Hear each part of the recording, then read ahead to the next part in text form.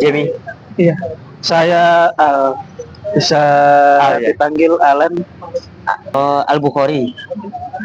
Kasih kalau lebih ke populernya itu Alan aja. Dari mana Mas Alan? Saya di sini dari Jawa Timur kebetulan. Jawa Timur, Iya. persis di daerah mana itu? Kan Jawa Timur luas ya? Iya, saya dari Kediri. Oh, dari Kediri. Di Jogja udah berapa lama kalau begitu? Ya lumayan lah. Ini sampai saat ini sih udah tinggal di sini 2 tahun. Oh, udah 2 tahun. Berarti itu kuliah di Jogja atau memang kerja di Jogja? Ada kegiatan di sini. Oh, ada kegiatan di sini. Kerja ya berarti ya? Ya. Kerja. Tinggal di mana di Jogja? Saya sih di daerah Condong Catur. Sama dong. Aku juga tinggal di sana ya. Iya, alhamdulillah. Tetanggaan kita berarti. Terima kasih lo udah datang di acara atau di program Bincang Teras. Ya, kebetulan aku mau memperkenalkan dulu ini program Bincang Teras. Ya, pokoknya nanti ada topik-topik yang harus kita tanyakan dan kemudiannya dijawab sesuai dengan versi kamu aja gitu. Kan ada istilahnya zaman sekarang sama zaman dulu. Aku mau menanyakan sesuatu nih.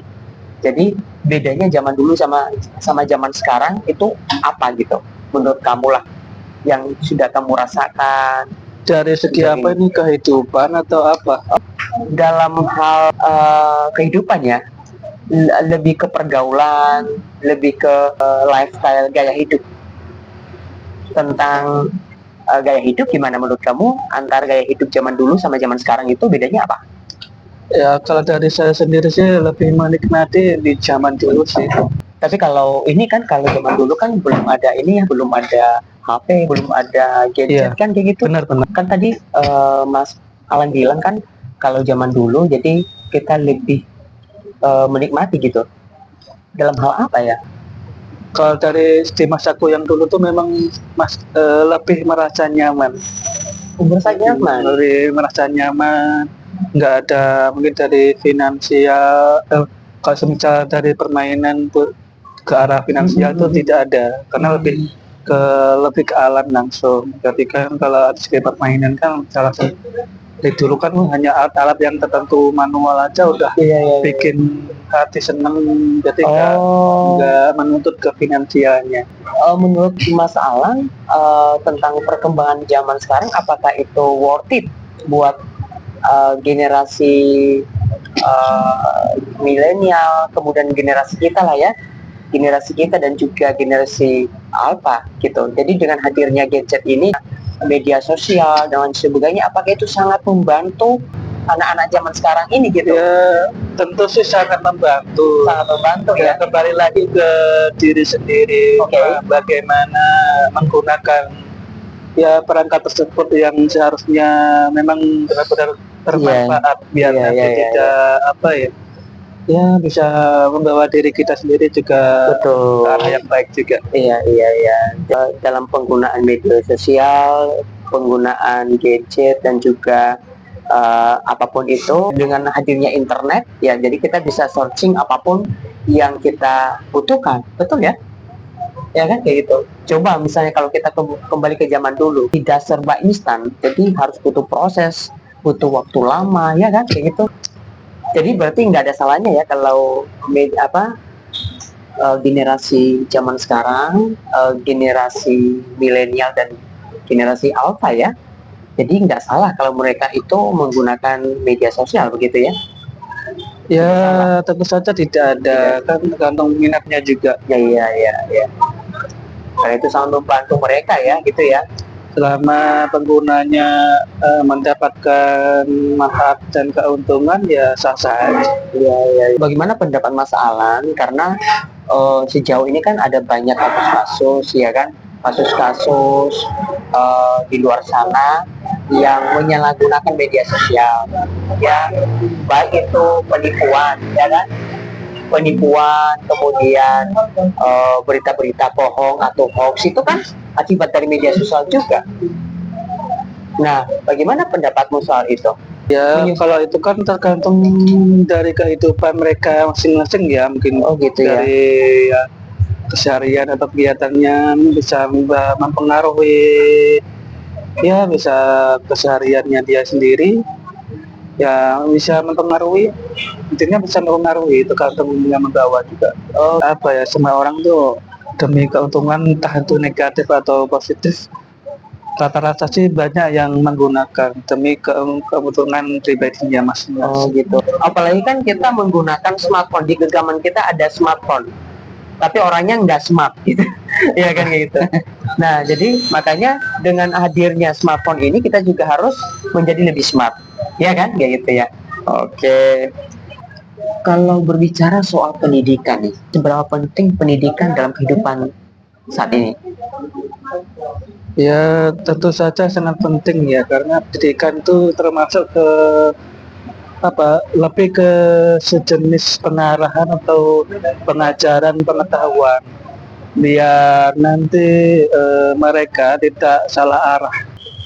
Karena kalau kita bandingkan pendidikan zaman dulu sama pendidikan zaman sekarang, ada banyak orang yang lebih memilih untuk tidak sekolah. Kalau orang tua kita dulu itu 80-an ke bawah kan kayak itu. Jadi ada banyak generasi sebelum kita memilih untuk tidak sekolah. Jadi mereka lebih memilih untuk bekerja banting tulang mencari duit. Permasalahan setuju kalau zaman dulu lebih cenderung untuk memilih untuk bekerja daripada sekolah kan, daripada zaman sekarang. Tergantung orangnya sih, tergantung posisi, karena posisi orang kan beda-beda, sama ya kebutuhan dari segi finansial dan ekonomi kehidupan sehari-hari itu beda-beda.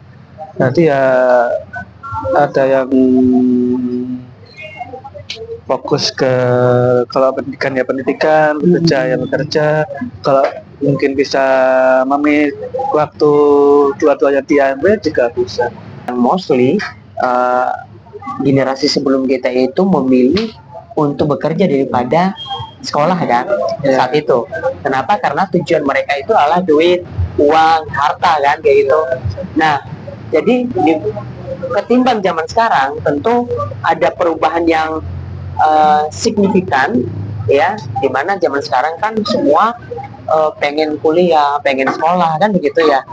Mereka berpikir bahwa sekolah itu kemudian supaya mereka bisa mendapatkan pekerjaan yang layak, ya kan, sesuai dengan background pendidikan mereka.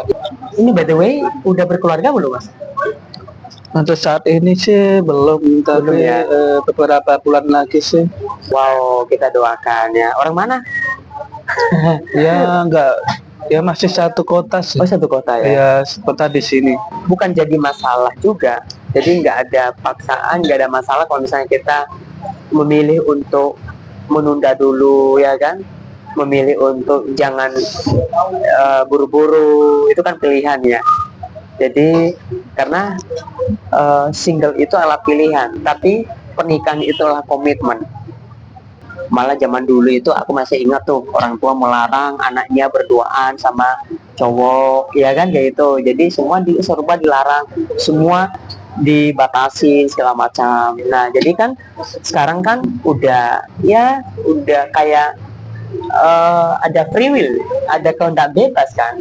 Jadi orang tua memberikan kebebasan kepada anaknya, yang penting hal yang baik ya kan, walaupun dilakukan yang penting hal yang baik, membawa dampak positif begitu. Tapi di lain sisi juga kita harus tahu dampak dari pacaran. Menurut kamu pacaran itu penting nggak? Ya sih penting, yang penting tergantung yang membawa. Seberapa penting itu pacaran? Tapi kalau menurutku sih pentingnya sih lebih ke mengenal. Oh iya, itu tujuan dari pacaran. Iya, karena kalau pacaran itu kan ada arah ke komitmen, ya ada sedikit ikatan. Tapi kalau ada arah ke arah yang serius kan lebih ke untuk mengenal. Jadi dia nanti ke depannya kalau misalnya ada putusan untuk serius itu bisa mengetahui. Harus memanfaatkan kesempatan itu untuk mengenal satu sama lain ya. Iya. To know more. Ya tujuannya juga harus ada biar ya nggak salah pihak nanti bagaimana. Tapi Karena kalau pacaran itu ya mempengaruhi semuanya. iya. Tapi kalau kita perhatikan anak-anak zaman sekarang gitu ya, jadi pacaran itu malah eh, tidak sesuai dengan manfaat yang sesungguhnya. Kalau pacaran itu tujuannya supaya saling mengenal, ya kan, saling belajar, saling sharing dan lain sebagainya. Tapi malah justru membawa dampak negatif Iya, bagi kedua belah pihak, baik itu cewek maupun cowok. masih ada beberapa sih yang bilang seperti itu. Iya. Ya kembali lagi ke masing-masing sih. Juga ada banyak anak muda zaman sekarang yang ya just having fun gitu. Cuma pacaran sekedar pacaran buat ngisi waktu juga ada. Ada banyak kasus pasangan ketika sudah menikah cerai. Ada banyak perbedaan, ada banyak yang tidak sesuai gitu, yang tidak cocok. Padahal selama pacaran masih baik-baik saja tuh, masih aman-aman saja. Mereka udah menjalani pacaran sekian tahun. Tapi kenapa ketika mereka udah nikah baru cekcok, baru bilang nggak cocok segala macam? Apa faktornya? Ya Apa itulah, faktornya? ya itulah perubahan keadaan. Ya gimana ya? Namun perubahan tuh yang nggak bisa nggak bisa kita lawan atau apa ya? Perubahan dalam hal apa ya kira-kira ya? Ya mungkin dari segi memang dari awal-awal kan memang ya gimana? Awal kan memang menjanjikan ya. Padahal tujuan dari pacaran kan saling mengenal tadi. Iya. Tapi kenapa begitu nikah ada banyak hal yang baru terungkap semuanya? Ya Sehingga tidak itu cocok. namanya apa ya? Masing-masing pasangan ya memang seperti itu. Ada yang benar-benar bisa menjaga, mungkin ada egois masing-masing, atau ada sesuatu yang ditutupi. Berarti faktornya adalah karena tidak open minded ya. Ya, Miskomunikasi. dari problem yang lain yang nggak bisa diobrolin itu bisa. Aku pernah dengar kata-kata ini dalam sebuah hubungan, ya, supaya hubungan itu tetap harmonis, tetap terjaga, harus butuh yang namanya komunikasi. Kamu setuju ya dengan kata-kata itu? Sama, aku juga setuju. Tapi yang lebih penting daripada itu adalah memahami, menurut aku ya. Karena buat apa komunikasi panjang lebar? Tapi inti dari komunikasi itu kita nggak paham, kita nggak mengerti, sehingga terjadi kesalahpahaman lagi. Padahal komunikasinya panjang lebar tuh, ya kan? Padahal jadi antara pasangan ini mereka tidak saling memahami. Ya mungkin Berarti komunikasi iya, tapi kita juga harus memahami kan, perlu memahami juga kan apa yang dikomunikasikan kan, betul? Iya kan? Tapi kalau mungkin dari moodnya mungkin udah apa ya, malas atau nggak mau mempertahankan, ya bisa jadi mulai akan ada perpisahan juga. Faktor selain egois tadi, selain orangnya tertutup sehingga terjadi kesalahpahaman, sehingga ada perubahan yang signifikan dari sejak pacaran dan kemudian begitu nikah dan semua berubah. Selain egois sama tertutup itu apa ya jadi faktor selain itu? Ya mungkin dari finansial juga bisa. Finansial ya. Berarti keuangan ya? Iya, finansial, keuangan. Oke. Kebutuhan, atau mungkin ada rasa bosan juga bisa. Karena mungkin kegiatan si istri di luar kota atau suami ke luar kota itu juga mempengaruhi juga. Karena kan punya dua kehidupan yang berbeda, yang satu di rumah, yang satu di luar kota, dan punya kesibukan masing-masing, itu juga bisa. Terus bagaimana cara mengatasinya supaya komitmen yang dari awal itu tidak sia-sia? Ya selama keduanya punya pikiran yang jernih dan tidak aneh-aneh, ya bisa saja. karena kalau sudah Solusinya gimana menurut kalau misalnya nih, ya kan, agar supaya pasangan itu, pernikahan itu tetap langgeng. Nah, terus bagaimana cara supaya tetap langgeng gitu? Bagaimana menurut kamu? Ada Ya, solusi nggak ya lebih ke supaya tidak komunikasi terpecah sih. gitu? Ya lebih ke komunikasi. Kalau misalnya seperti ya tidak setiap hari ketemu. Kalau tadi soal keuangan, ya kan, ini beda lagi ya kan. Udah komunikasi nih, tapi keuangannya jadi problem.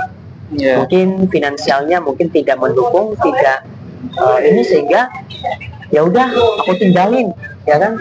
Mungkin ceweknya bilang, oh kamu nggak bisa menafkahin aku gitu, kamu nggak mencukupkan, kamu nggak bisa mencukupkan, kamu sebagai suami kamu nggak bisa mencukupkan kebutuhanku gitu. Adalah problem kan, itu hal-hal yang bisa merubah keadaan.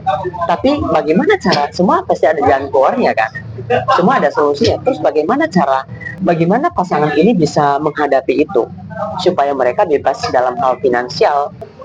Apakah mereka harus kerjasama, berusaha seperti apa, atau si istri semua dibebankan kepada suami gitu? Ya udah, kerjakan sendiri, kamu sebagai suami itulah tugasmu, itu tanggung jawabmu, ya aku ada, tinggal diam aja gitu. ya ada beberapa yang ke situ juga ada, karena ya dari segi apa ya, kalau misalnya memang istrinya pengen di rumah aja nggak kerja ya juga bisa seperti itu.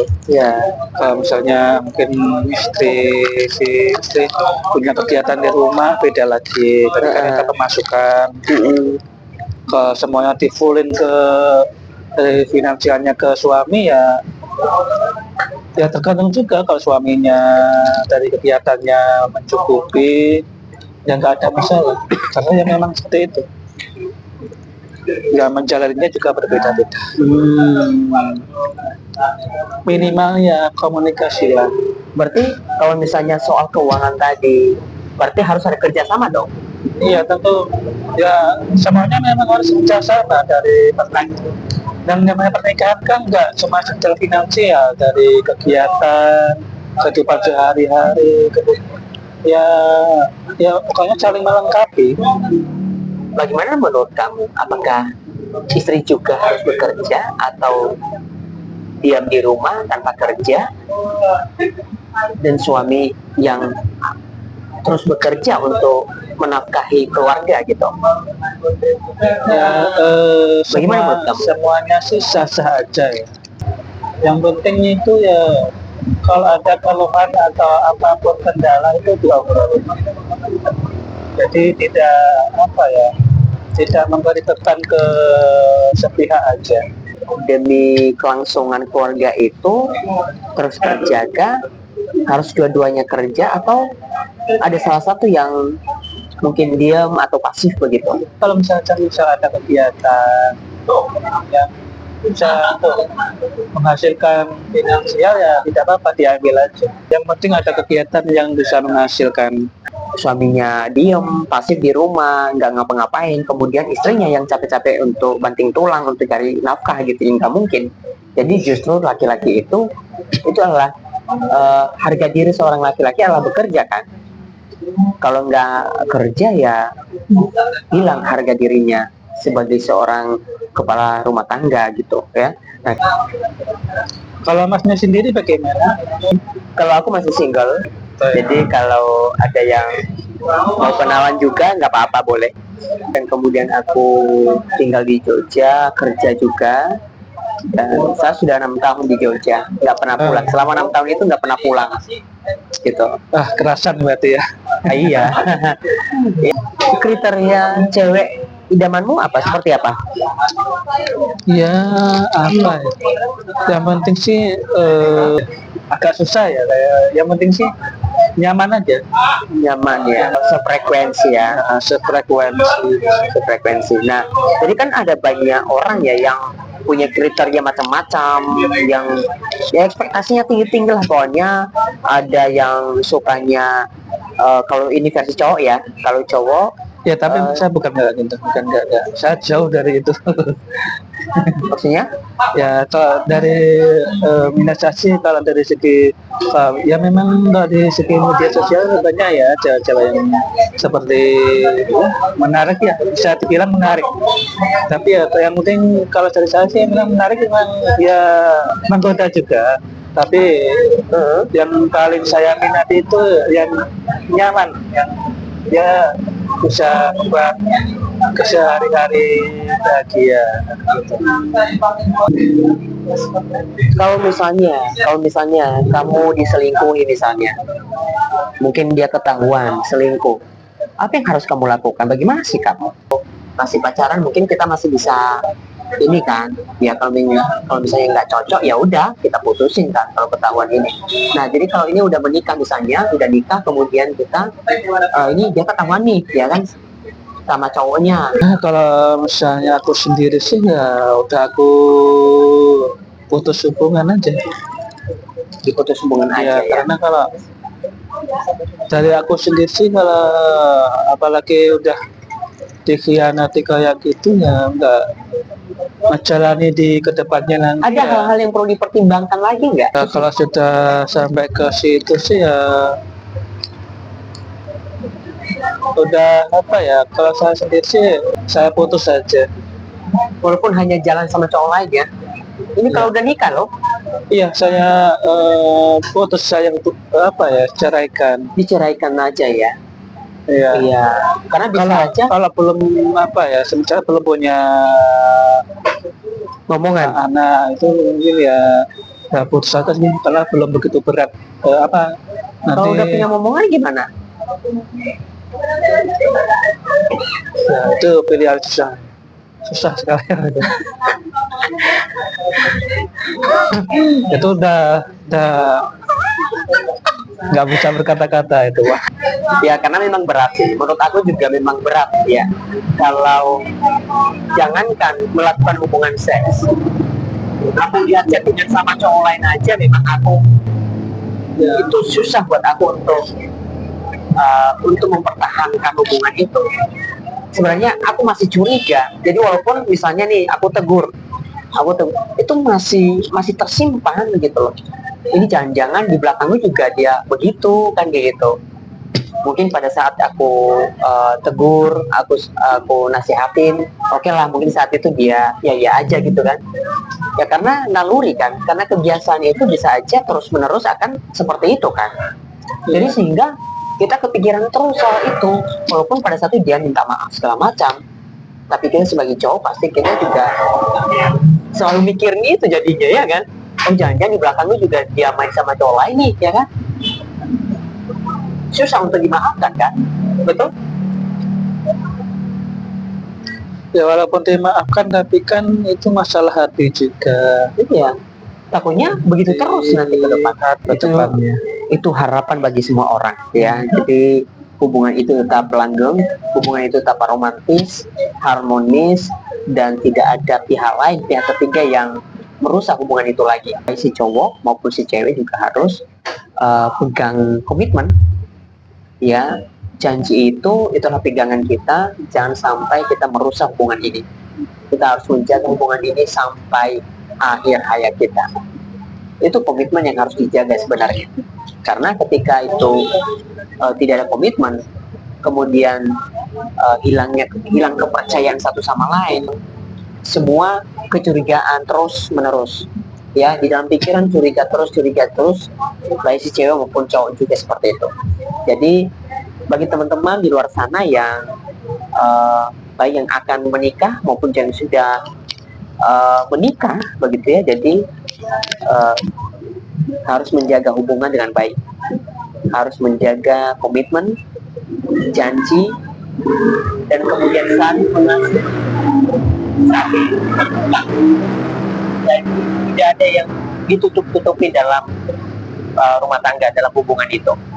Oke teman-teman, mungkin itu saja pembicaraan kita di Bincang Teras. Nantikan di video-video berikutnya. Oke, terima kasih and see you.